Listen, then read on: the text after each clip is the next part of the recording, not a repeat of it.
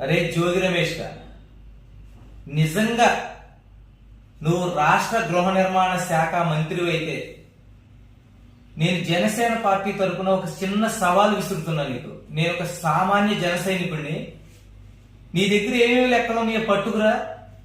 నీకు ఎదురుగా బహిరంగ వేదికగా ఆంధ్రప్రదేశ్ రాష్ట్రంలో జరిగినటువంటి గృహ నిర్మాణాల గురించి, స్థల సేకరణ వివరాల గురించి, అందులో జరిగిన అవినీతి గురించి చిట్టా విప్పడానికి సిద్ధంగా ఉన్నా.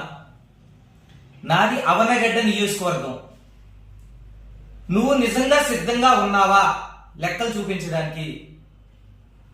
ఎప్పుడైనా నువ్వు గృహ నిర్మాణ శాఖ మంత్రిలో నీకు గుర్తుందంటారా? నీకు నిద్రపోయి లేచి తాగిచ్చి నీ ఇష్టం వచ్చినట్టు మాట్లాడతావు, బొగ్గలు వాసిపోయి నువ్వు వచ్చే